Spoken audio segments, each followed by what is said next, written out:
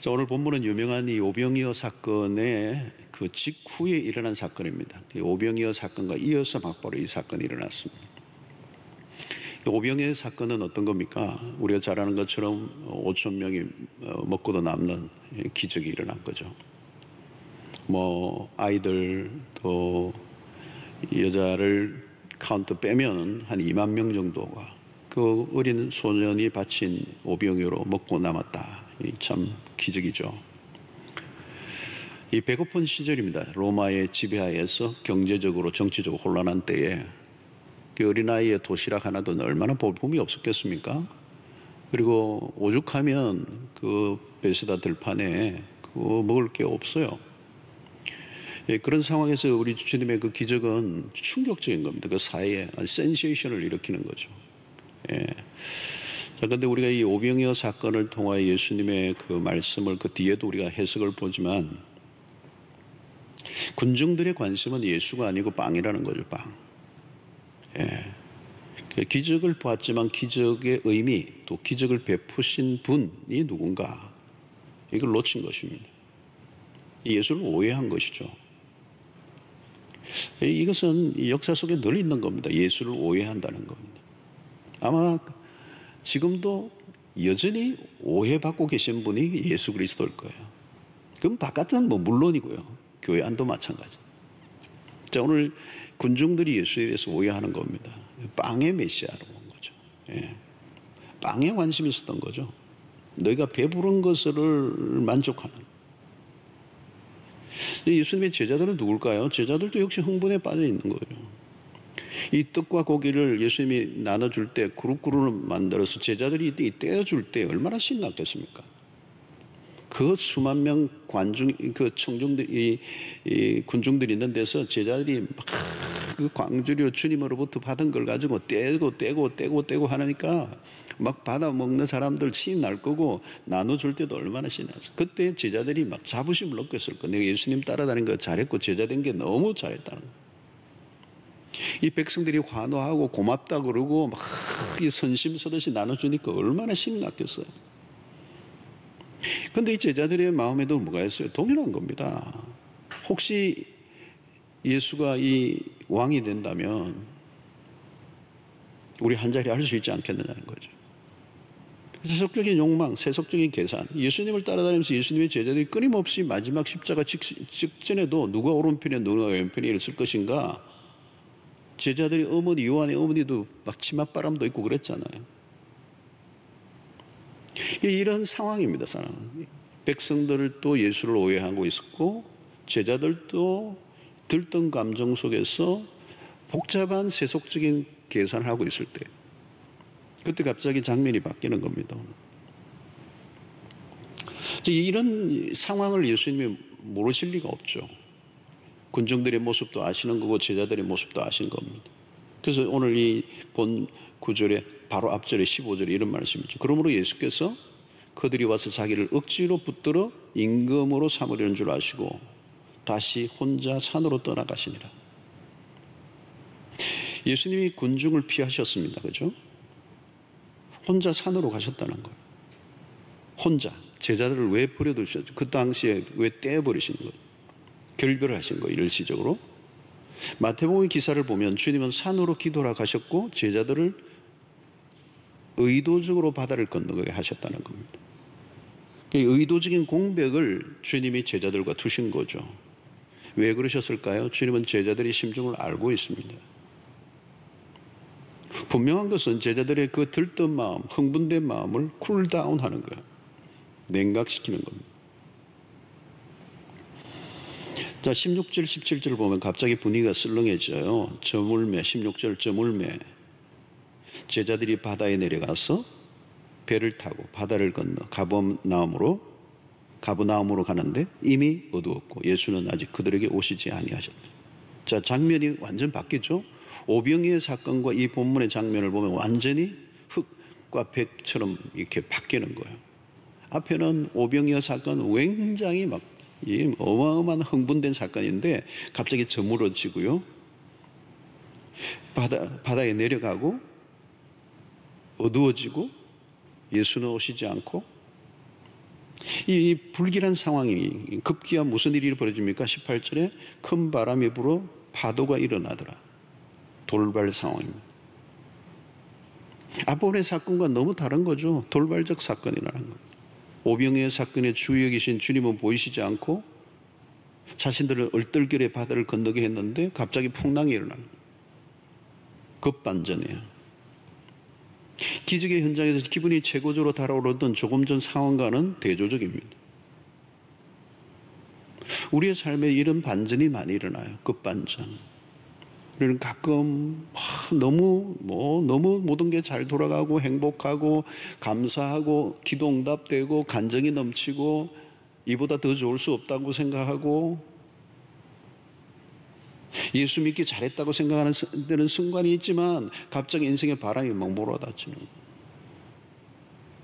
이런 바람이 불면 속수무책입니다. 내가 원하지 않는 방향, 원하지 않는 상황으로 내몰리는 거거든요. 예기치 않는 일이 일어난다는 거예요. 여러분, 우리의 삶이 왜 힘듭니까?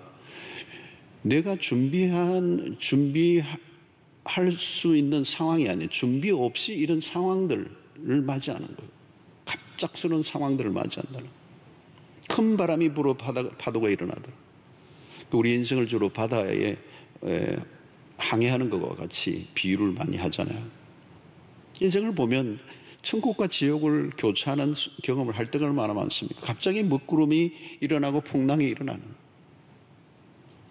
항상 그렇습니다. 문제는 예고 없이 닥치죠. 한순간에 앞이 보이지 않는 상황으로 내몰리는 겁니다. 평소에는 세상에 일어나는 불행한 일들이 나와 전혀 상관없는 줄로 알아요. 고통의 문제는 나에게는 비껴날 줄로 생각하는 거예요. 뭐 TV에서 뉴스를 보고 막 해도 나와 무슨 상관이 있느냐. 다른 사람이 암에 걸렸다고 해도요, 나는 안 걸릴 거라고 생각해요. 암에 걸리신 분들이 당황하는 거예요. 아니, 나에게 이게 오다니. 안 온다는 보장이 어디 있어요, 여러분? 이런 바다는 예기치 않는 순간에 바람이 불고 풍랑이 일어나요. 우리의 삶에 경험하는 시련은 대체로 갑자기 찾아옵니다. 욥기를 통해서도 욥에게 시련의 바람이 예고 없이 닥치죠. 욥은 그 이유를 알 수가 없어요. 오병이의 기적의 실행자로서의 예수와 함께 화려하게 데뷔한 제자들로서 생각하고 싶지 않은 일이 지금 일어난 겁니다. 상황은 언제나 가변적이고 불규칙적이다는 것. 자, 근데 바다를 건너게 하신 것은 누구입니까? 주님이십니다. 제자들은 말씀에 순종했고요. 그곳에 풍랑이 일어난 겁니다. 그렇다면 풍랑 가운데로 몰아넣으신 분은 주님이시죠. 왜 그럴까요? 성공에 도취되어 있는 순간, 그 성공에 도취되어 있는 제자, 그 제자들은 진정한 제자로서의 훈련을 받을 수 없는 상황이에요. 여러분, 사람이 잘 나가기만 하면 문제가 있습니다. 늘 성공만 한 사람을 한번 만나보셨습니까? 치명적인 결함을 안고 있어요. 성공주의에 빠져있는 사람들, 치명적인 결함을 앓고 있어요. 오병이의 사건만을 경험했다면 예수님의 제자들은 진정한 제자 훈련을 받을 수가 없어요. 제자들은 풍랑 가운데 꽤 오랜 시간 사투를 벌였습니다. 주님은 그대로 두셨어요. 시간적으로 인터벌이 있는 것 같아요. 그대로 두셔서 풍랑 가운데로 제자들은 힘든 시간을 보냈습니다. 어떻게 보면 가혹하게 보이죠. 여러분, 우리의 기도가 금방 응답되지 않을 때가 있습니다. 하나님께서 당신의 모습을 감추실 때가 많아요. 하나님의 부재, 우리를 혼란 가운데로 그대로 내버려 두시는 방관자로 여겨질 때가 있습니다. 그래서 우리는 어려움이 닥칠 때 주로 고통의 원인을 찾아내려고 하고요, 그 고통의 치유책을 내가 스스로 찾아내기 위해서 몸부림을 칩니다. 그러나 그 어느 것도 쉬운 일이 아니에요. 인간은 고통을 다루는 일에 늘 서투릅니다. 거대한 파도가 예기치 않은 순간에 닥칠 때 우리가 할 수 있는 일은 별로 없어요. 풍랑이 일어날 때 배는 중심을 잃어버립니다. 노를 저어도 소용이 없어요. 여러분, 평소에 도움이 될 것처럼 보이던 것들도 전혀 도움이 되지 않아요. 우리 인생에 많은 것들을 붙들고 있는 것들이 도움이 될 것 같지만 정말 정작 힘든 순간이 오면 하나도 도움이 되는 게 없어요. 인생이 흔들릴 때 확인하는 게 하나 있습니다. 내가 붙들고 있는 게 안전하지 않다는 것. 우리는 나를 붙들어 줄 수 없는 것들에 매달리며 살아갈 때가 많습니다. 그래도 어려운 순간이 닥치면 무엇이라도 붙잡고 싶죠. 아무 말이라도 믿고 싶고, 여러분, 사람이 마음이 허약해지면요, 판단력도 흐려지고요, 평소에 자신이 무엇을 믿고 의지하고 있는지를 자신이 모르고 있는 거예요. 그래서 이번에 이런 사건을 통해 신천지가 크게 지금 부각이 되잖아요, 여러분. 그래서 난 놀란 게 뭐냐면 20, 30대 젊은이들이 거기에 많이 빠져들어가 있다는 사실을 이번에 확인하면서 제가 가슴이 막 멍해지는 거예요. 저는 사실 이번 코로나 사태, 코로나보다 더 이 마음에 이렇게 신천지가 이번에 이렇게 드러나면서 그 안에 얼마나 많은 젊은이들이, 대다수 젊은이들, 왜 젊은이들이 저렇게 많이 갔느냐, 빠져들었느냐.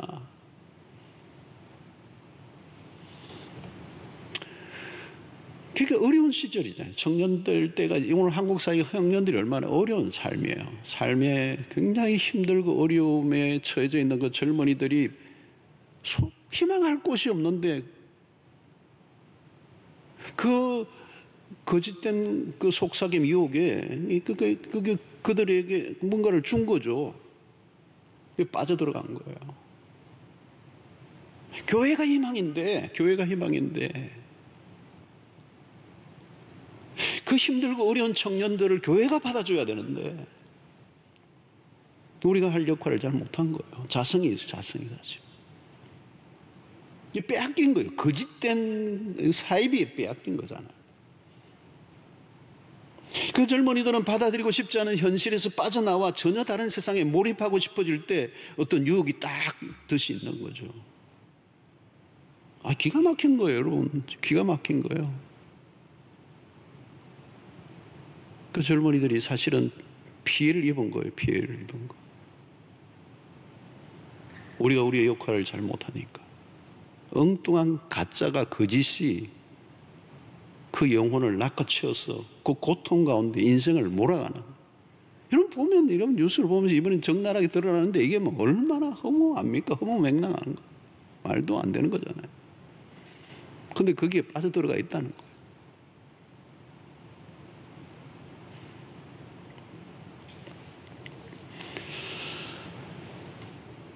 그럼 우리가 이 평소에 가볍게 살아가던 사람들도 언사로부터 건강에 대한 중대한 경고를 받으면 진지해집니다. 평소에는 전혀 생각하지 않고 지나쳤던 것들이 보이기 시작하죠. 내면에 은밀하게 묻어두었던 것들이 무엇인지를 표출해내는 것입니다. 여러분, 우리 안에는 잡다하게 숨겨진 욕망들이 있습니다. 평소에는 교모하게 숨겨지고 있다고 그럭저럭 살아가죠. 우리 안에는 타락한 본성을 가지고 있습니다. 그 특징은 자신의 목적이나 자기 실현을 위해서라면 언제든지 다른 사람을 해치거나 아니면 다른 사람의 피해를 방관할 수 있는 사람들. 인간은 욕망의 덩어리입니다. 우리는 옳은 일을 하기도 하지만 동시에 언제든지 잘못을 저지를 수 있는 가능성을 가지고 있는 사람. 그래서 종교개혁자들은 전적인 타락이라, 전적인 타락. 종종 우리의 삶은 무엇인가에 흔들립니다. 주님은 우리를 고통의 한가운데 그대로 두실 때가 있어요. 지금 제자들 흔드시는 거죠. 오병이어로 생겨난 그들 안에 있는 허영심들, 십자가 없는 성공을 꿈꾸지 못하도록. 여러분, 오병이어만 경험하면요, 제자들은 큰일 나는 겁니다. 주님 따라다니니까 잘 되네, 대박이네, 이 엄청난 이 역사가 일어나는 걸 보면서 흥분하는 거예요. 주님의 능력의 그 수혜자를 함께 나누면서 떡을 나눌 때 그 얼마나 제자들이 신이 낚여서 얼마나 흥분하겠어요. 예수님 따라다니면 이런 역사가 일어나는구나. 사람들이 환호하고 박수 쳐주고 만사형통하고. 하나님이 지금 풍랑 가운데로 몰아넣으신 거예요. 그들 안에 있는 허영과 야망을 무너뜨리십니다. 흔드심을 통하여 그 제자들 안에 내면 세계에 있는 그 무질서함과 온갖 찌꺼기와 불순물들을 제거하시고 그들을 순수하게 하시는. 여러분, 욥의 아름다운 고백을 우리가 잘 알고 있습니다. 욥기 23장 10절의 말씀처럼 그러나 내가 가는 길을 그가 아시나니 그가 나를 단련하신 후에는 내가 순금같이 되어 나오리라. 참 오묘해요. 단련을 해야 순금이 되는 거예요. 그 단련의 과정 없이는 순금이 안 된다는 거예요. 단련이란 뭘까요? 찌꺼기를 제거하는 과정이잖아요. 불순물이 섞여 있다는 거잖아요. 우리 안에 하나님이 아는 것들로 뒤섞여 있다는 거죠. 하나님으로만 채워진 상태가 순금과 같아요. 사단이 욥을 고발할 때 욥은 하나님 때문만은 아니고 다른 것들 때문이라고 얘기한다는 거예요. 다른 것을 다 빼앗아가 버리면 욥도 별 수 없을 거라는 거예요. 여러분, 이 순간 맞는 말이 있는 거죠. 욥은 순수한 사람이었지만 고난을 통하여 그 불순물들이 제거돼요. 시련을 통해 하나님만을 필요한 자로 변하는 겁니다. 다 빼앗겨도 다 없어져도 하나님 한 분만으로. 여러분, 우리의 영혼은 늘 때가 묻습니다. 늘 때가 묻어요. 주님을 따르지만, 신앙생활을 하지만, 기도하지만 우리의 영혼은 늘 때가 묻고요, 불순물들이 계속 뜨덕뜨덕 붙어요. 그래서 고난을 신자에게 유익하다는 거죠. 그래서 시편 119편 71절에 고난당하는 것이 내게 유익이라 이로 말미암아 내가 주의 율례를 배우게 되었나이다. 이 시인의 고백입니다. 여러분, 이게 사실은 참 아멘하기 어려운 거예요. 고난당하는 것이 내게 유익이라. 이게 세상에 누가 이런 표현을 쓸 수가 있겠습니까? 고난당하는 게 내게 유익이라. 신자도 사실 여기 아멘하기가 쉽지 않아요. 이로 말미암아 내가 주의 율례를 배우게 되었다. 그러니까 여러분, 이 말씀 들어보면요, 우리가 평소에 말씀을 들어도 다 지나가요. 다 지나가. 그래서 제가 설교를 얘기하지만, 이 설교가 어떤 데는 나 혼자 지금 막 하고 있는 건 아닌가 이런 생각할 때도 있어요. 어떤 데는 설교자 자신도 이 말씀이 내 안에 이게 깊이 안 와닿을 수 있어요. 그럴 때 있어요. 고난을 통하여 주의 율례를 배우는 거라는 거죠. 성경 공부를 해서 성경을 배울 수 있다면 또 같은 사람 많겠죠. 성경 공부를 한다고 뭐 주석을 뒤적인다고 율례를 배우는 겁니까? 여기서 배우는 것은 그게 아니에요. 우리의 몸에 말씀이 육신이 되게 하는 것은, 그러니까 내가 무엇을 당했는가가 아니라 무엇을 배웠는가가 더 중요합니다. 얼마나 아팠느냐가 아니라 그 아픔을 통해서 하나님의 말씀을 배웠느냐는 거예요.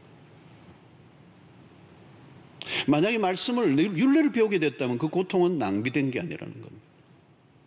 낭비된 고통이 너무 많아요. 낭비된 고통. 존 파이퍼 목사님, 암을 낭비하지 마세요. 그 말은 진짜 아주 짧은 책이지만, 암에 걸렸다고 여러분 깨닫습니까? 못 깨닫는 사람 많더라고요. 죽을다가 살아났는데, 그러면 인생 새로 살 것 같던데, 아니요.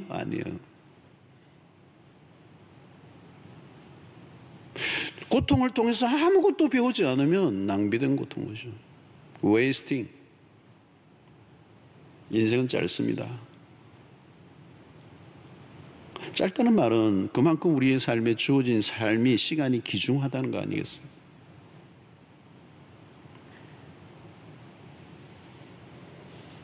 그래서 저는 오늘 시편 219편의 71절의 말씀 비우면 참 젊은 시절에 고난 당하는 게 참 유익하다는 생각이 참 많이 들어요.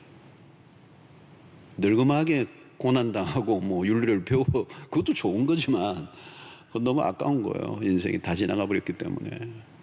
젊은 날 고난을 통하여 주의 율례를 배우면 멋있는 겁니다. 자녀들 너무 고난 당하지 않기 위해서 부모들이 막 애쓰지 마세요, 여러분. 고난 당하도록. 주님이 지금 풍랑이는 바다 위로 주님이 의도적으로 제자들을 떠나보내신 거예요. 주님은 의도적으로 떼내시는 거예요. 산으로 올라가시고 기도하시고요, 막 풍랑 가운데 한참 헤매고 있는데 이제 죽기 직전에 오신 거예요.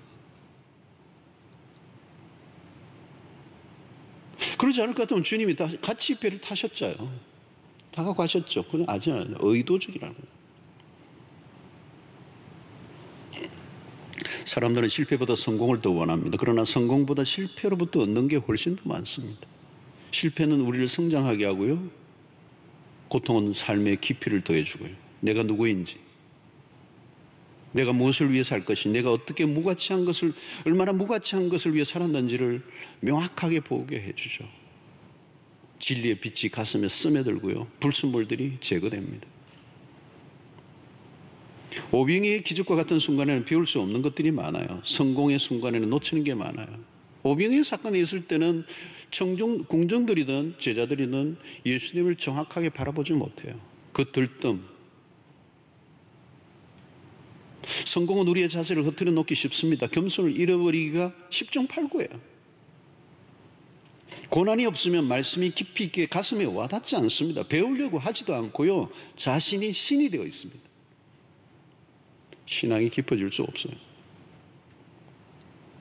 저는 목회를 하면서 우리 성도를 보면 봐요. 말씀을 깊이 빼어진 분들을 만나면 예외가 없어요. 고난을 통과한 사람들.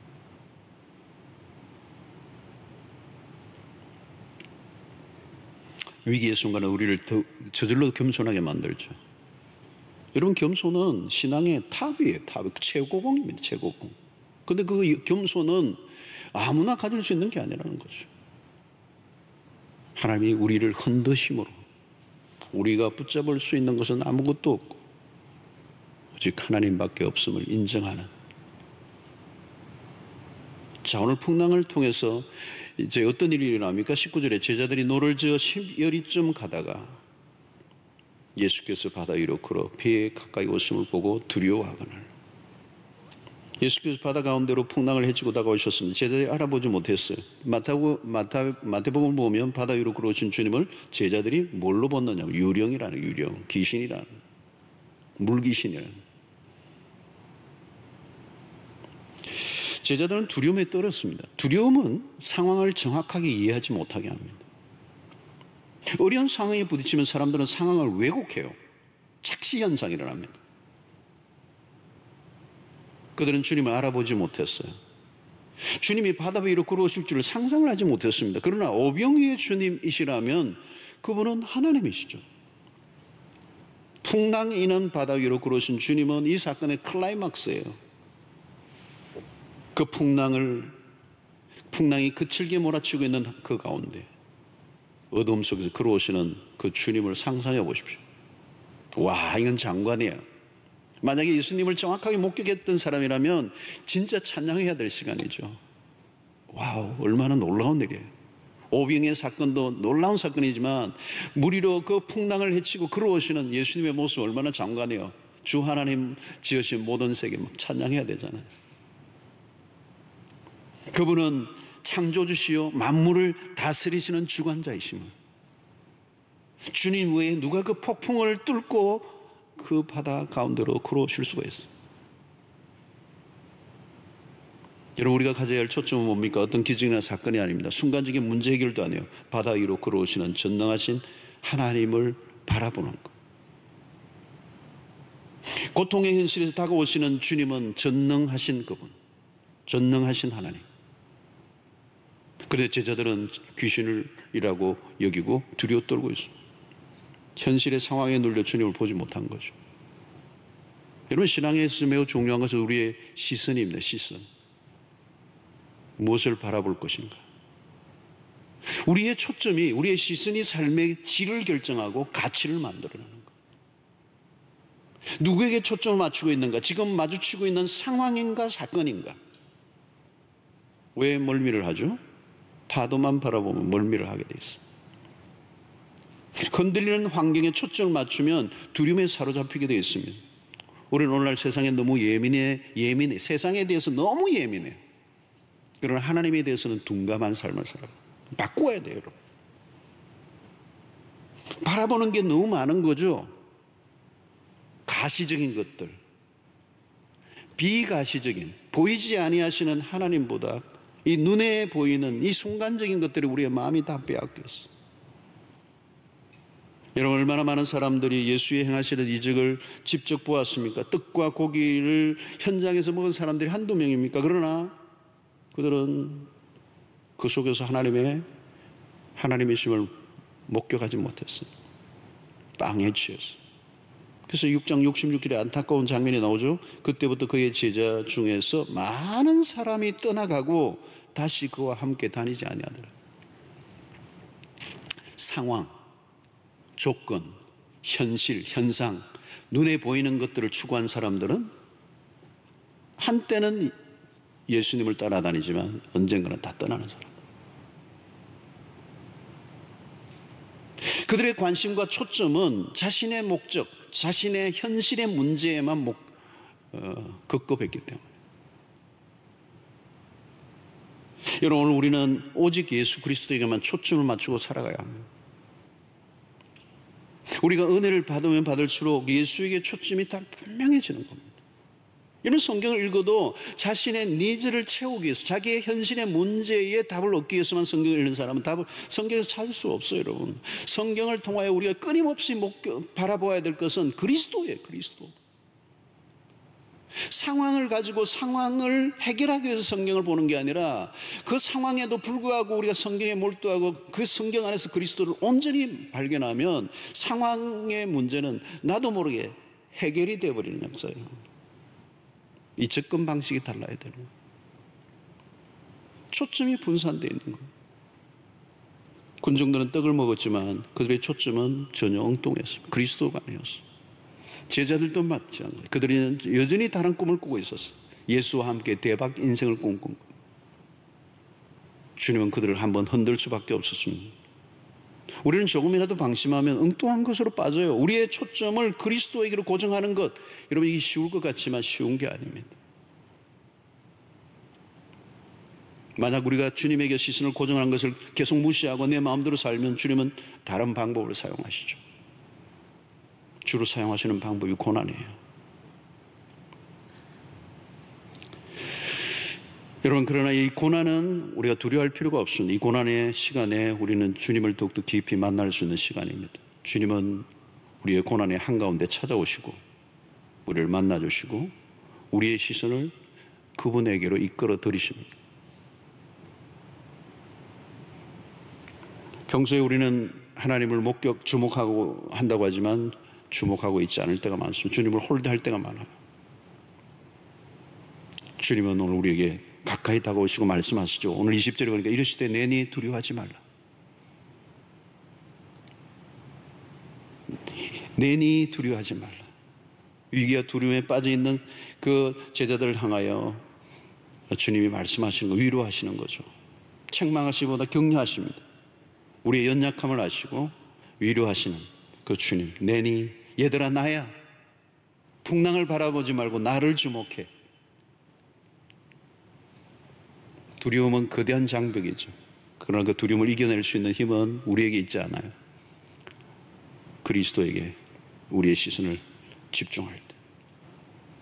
우리의 힘으로 이겨내기 어려운 이 큰 장애물, 두려움에 갇히면 거의 죽는 것과 같은 상황이 빠지죠.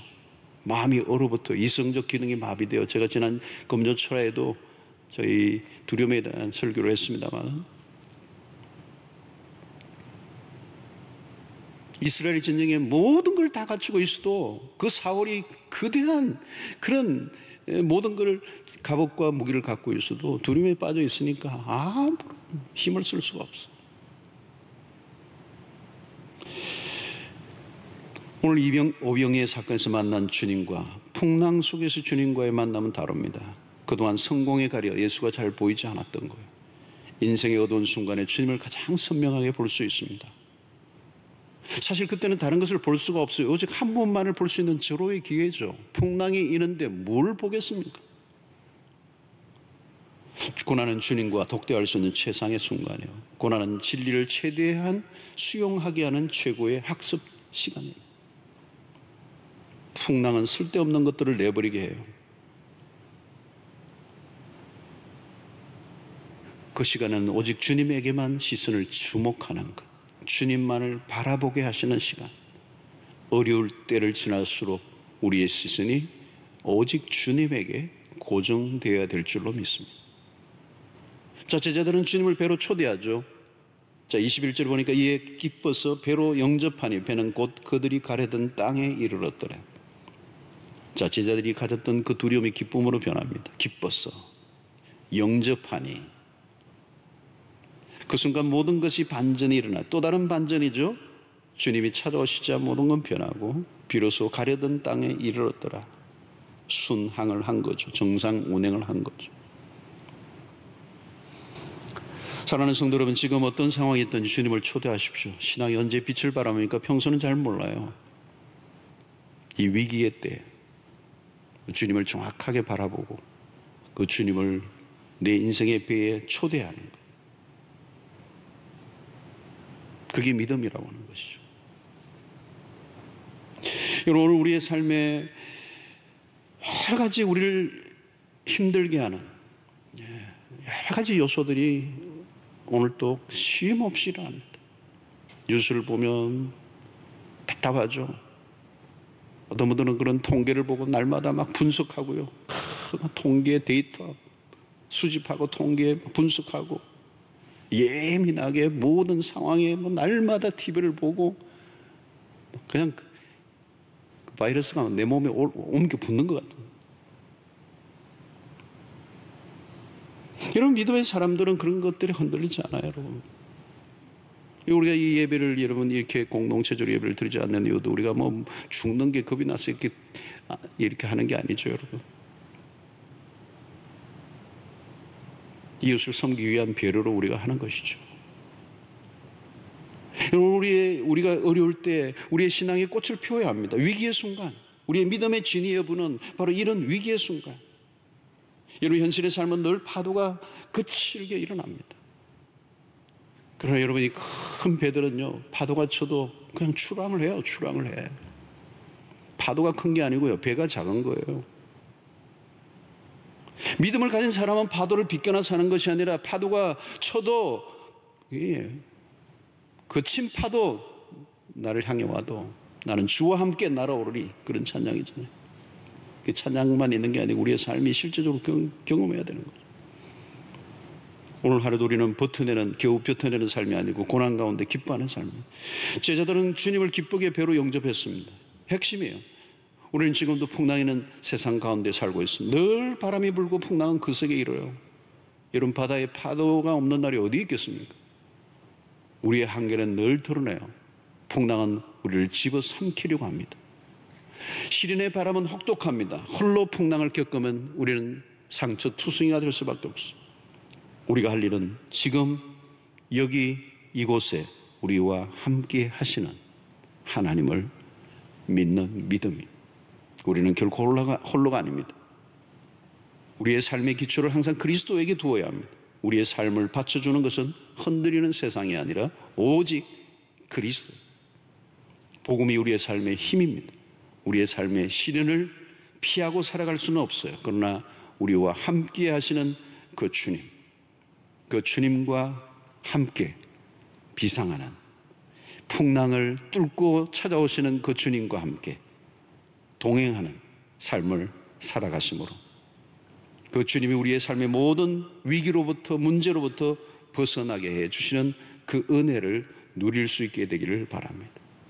어려운 일들을 하나님이 겪게도 하시지만 내버려 두시는 하나님이 하나 있어요.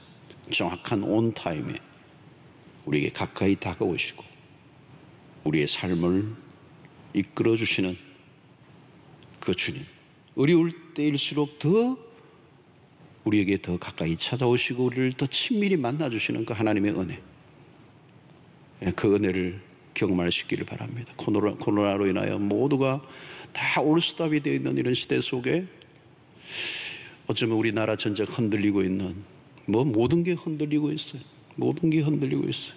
이 흔들릴 때 우리가 바라보아야 할 것은 오직 한 분, 하나님, 우리 주님이심을 믿고 우리의 시선을 주님에게 고정하고 주님을 더 깊이 만나고 주님의 음성에 귀를 기울이고 주의 위로와 격려를 주님으로 받고 주님 안에서 소망을 얻는 은혜가 있게 되기를 주의 이름으로 축원합니다.